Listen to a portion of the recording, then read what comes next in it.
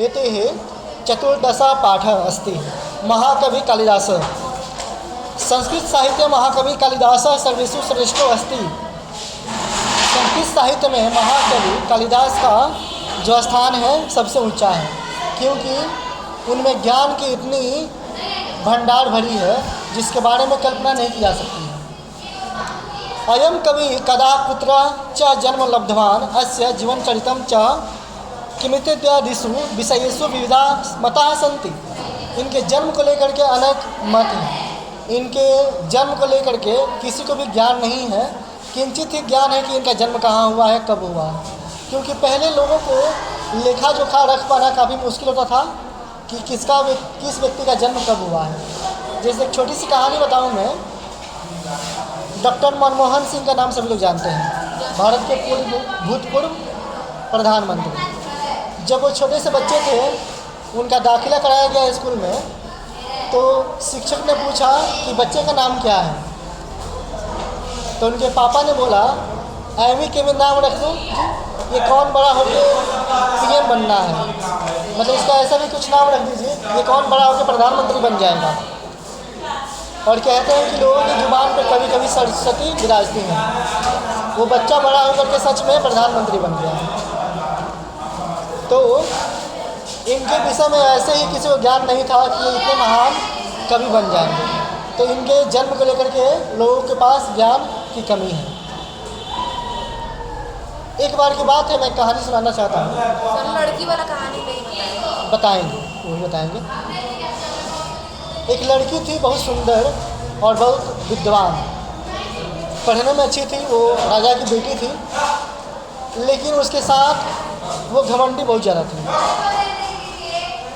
राजा के जो भी किंगडम में रहते थे, उन लोगों को ना वो बहुत परेशान करती थी। लोगों को ना उसे चिढ़ा होने लगी। लोगों ने सोचा ये बहुत घमंडी बनती है लड़की, हम लोग इसकी शादी एक सबसे महामूर्ख से करा दें। लोगों ने उस महामूर्ख की तलाश शुरू कर दी। एक बार क्या हुआ कि मंत्री लोग कहीं जा रहे थे, तो देखा एक वृक्ष पे बैठ करके वो व्यक्ति जो जिस डाल पे बैठा है उसी डाल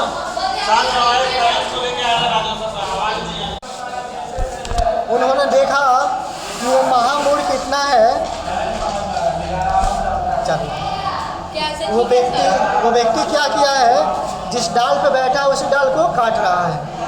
तो उसको इस बात का ज्ञान नहीं है कि कटने पे शाखा जो है कट जाएगी, तो वो गिर जाएगा, मर जाएगा।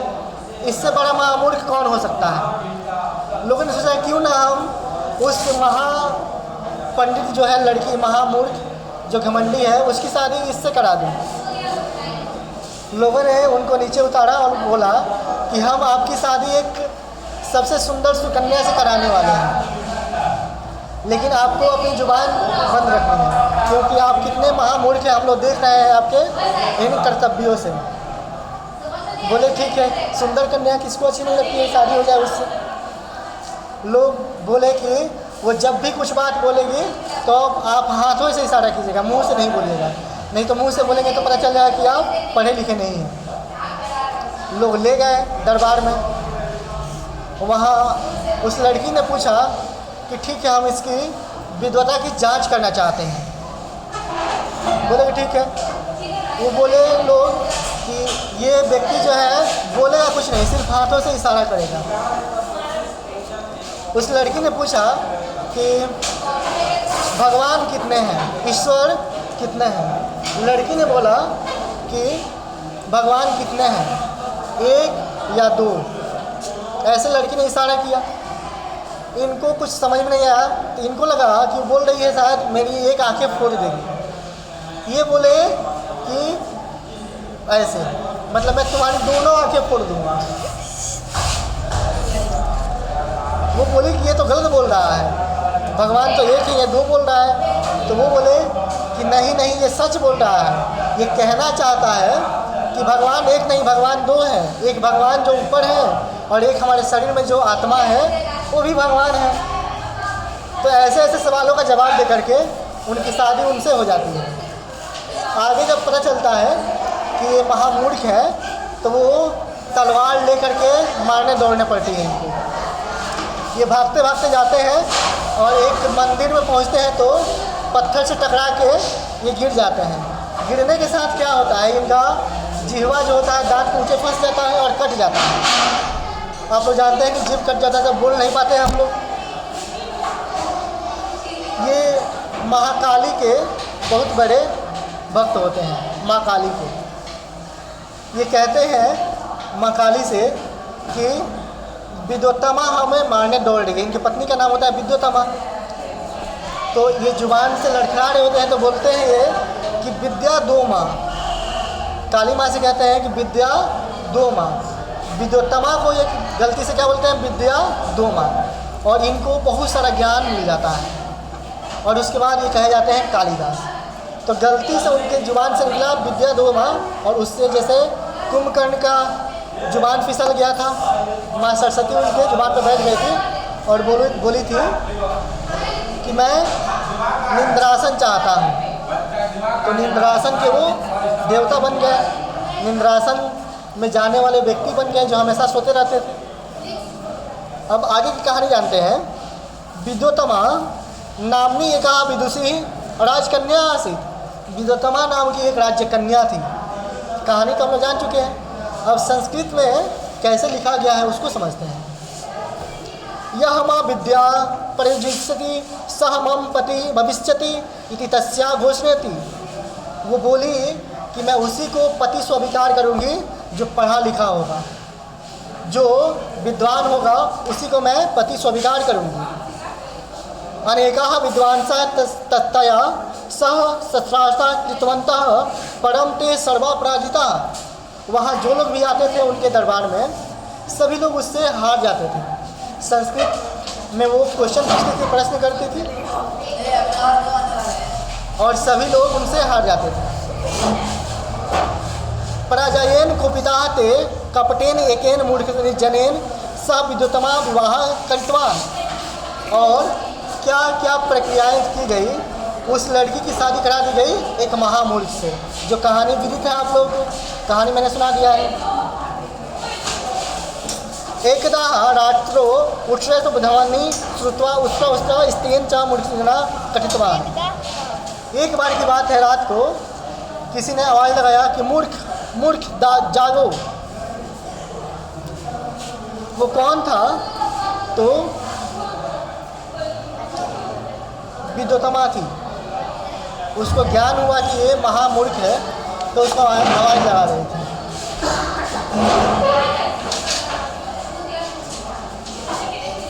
दिव्या प्रसादेन ऐसो तो नहीं सो दिव्या प्रसादेन ऐसो नुपम पंडित्यम कवित्यम चानुबुद्धवान तयोपया कालिदासा इति प्रसिद्ध भवता। तदंतरा कालिदासा स्वप्न पत्नी विद्योत्तमा निकच्छत सह दृष्टवा विद्योत्तमा पृष्ठतः अस्ति कश्चित्। और ये लग रहा है मंत्र पढ़ रहा है। अच्छा, तो संस्कृत मंत्र जैसा ही जब पढ़ा जाता है। अब इसकी हिंदी भाषा सुनेंगे आप लोग, है ना। संस्कृत साहित्य में महाकवि कालिदास सभी कवियों में श्रेष्ठ हैं। इन कवि ने कब और कहाँ जन्म लिया ये किसी को ज्ञान नहीं है। इनके जीवन चरित्र के विषय में किसी को ज्ञान नहीं है। कालिदास के विषय में एक प्रसिद्ध किंवदंती है कि विद्योत्तमा नाम की एक विदुषी थी जो राजकन्या थी, और उनकी ऐसी घोषणा थी कि मेरा वही पति हो सकता है जो मुझे प्रश्न उत्तर में हरा देगा, यानी जो हमसे पढ़ा लिखा ज़्यादा होगा, हमको हरा देगा, उसी से मैं शादी करूँगी। जैसे सभी लोगों की कामना होती है, सभी लड़कियों की कामना होती है कि मेरा जो पति हो हमसे श्रेष्ठ हो, हमसे अच्छा हो, वैसे ही लड़कों की ख्वाहिश होती है कि हमारी जो पत्नी हो समझदार हो, पढ़ी लिखी हो। तो हर कोई चाहता है कि मेरा जीवन संगिनी जो बने, मेरा जीवन साथी जो बने हमसे अच्छा हो, है ना। लेकिन संभव कब है? जब हम लोग खुद अच्छे होंगे, है ना। तो अच्छे बनने का प्रयास हम लोग को करना है।